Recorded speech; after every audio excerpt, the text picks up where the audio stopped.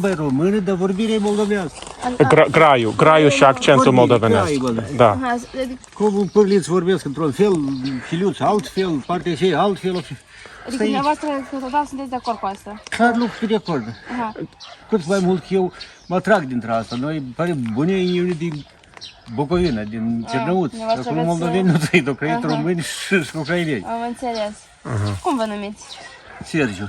Sunteți de acord ca limba română să fie limba de recensământului și limba la statistică, la birou de statistică? Clar lucru, la noi spre este prostie așa, în școală limba română, La televiziune? română, Da. dar uite, bolșevici și limba moldoveană. Limba română este o limbă de stat, este limba declarației de independență, limba Constituției, este limba scriitorilor din Republica Moldova, este limba Academiei de Științe ale Moldovei, limba de învățământ și limba de jurnalism. Adică toate limba română face Și parte din toate limba astea. pământului istoric Da. care suntem noi. Clar lucru. Ce părere aveți? Mulți spun că ei sunt moldoveni și vorbesc limba moldovenească și nu recunosc limba română. la noi în țară. Auziți, prostie omenească n-are măsură. Tot au măsură, dar prostie omenească n-are măsură. Duc la Moscova și fac partid din țări străine, Partide pentru noi. pentru că să ne conduc pe noi. Și mănânc Putin așa, dar și așa strag ei la dânsul să-l ling, eu nu știu. Asta eu Păi ei sunt plătiți, ei primesc bani, ei sunt... Băi, dacă de plătit este, cinstea nu se vinde, măi, sunt niște omul, tata eu n-avea carte, n-avea nimic, dar el nu-ți vindea nimic, el când se închidea în casă și cânta limba cea română, niște cuvinte așa, de ghemul ea ne dau ca mine. Am înțeles. Limba s-a fost inventată de bolșevici moldovenească și au mișcat-o cu rusă. Apropo de etnie, dumneavoastră vă considerați român? Da, ca și părinții și bunicii și așa mai departe. Nici nu spune întrebare. Pot spun că moldovan trăiesc aici, dar română e... Și când vorbim recenzorii, o să răspundeți limba română și etnia română? Nici nu spune întrebarea. Când învățam în școală, moldovan de 8 n-am învățat nici. Am învățat o geografie, amintele lui Ion Creangă român.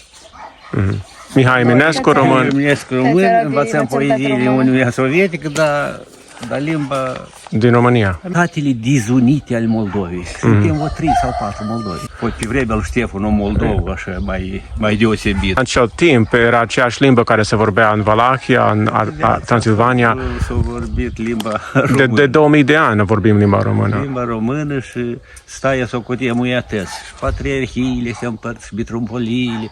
Păi oamenii Rusia s-au botezat cu 1000 de ani în urmă României. Fost împreună. Apropo de Mitropolia, ați fi de acord ca biserica dumneavoastră să treacă la Mitropolia Basarabiei? Să spun cinstit, eu mă duc în biserică și când spun patriarhul Kiril? eu în gând spun patriarhul Daniel. Și mitropolitul Teofan. În gândul meu. Contra la o haită nu poți să mergi. Da. Biserica noastră din sat, a noastră, Răuțelul, a făcut așa la om de român mitic Drăgan, în parcă se numea. Tata ne-a povestit și bolșevicii au închis-o, deschis-o, pe vremea lor era brigade tractoare, șuruburi se păstrau, crucile erau îngropate pe la grădini, la oameni, o ținut tot așa, dar mulți și patrioți Kiril, până la Prut. Europa, după Nistru Europa, dar între Nistru și Pruții Asia Mijlocie. Dacă nu înțeleg, așa niște amestecători prostești. Toate vin din Europa. Fondurile astea, bani, primesc, tot este. Ajutoare, tot din Europa. Rusia e bună și gata. Rusia schimb și mai bine. Și mai bine. Și ați vei gaz pe degeaba? Ați vei benzin pe degeaba? Da. Dar eu n-am nici cu rușă. Tâmpenile astea, că conducerea asta. În ce domeniu ați lucrat? Eu sunt electrician. Dați aveți cunoștințe avansate. Vă mulțumesc. Citesc. La noi mult, la moldoveni, nu-i funcția asta de a face analiză, la creier. Și ei sprind la cel mai ușoare. Și cel mai ușor, minciuna. Spare oamenii ca să aibă un efect. Asta fără doar și poate, dar pe omul nu chiar și trebuie să-i sparie de tăiate. Ladă, un copil poți să-l sperii cu vine mâța, ori vine moară. Dar tot trebuie să sperii, tot este măcar să mori o leacă omenești.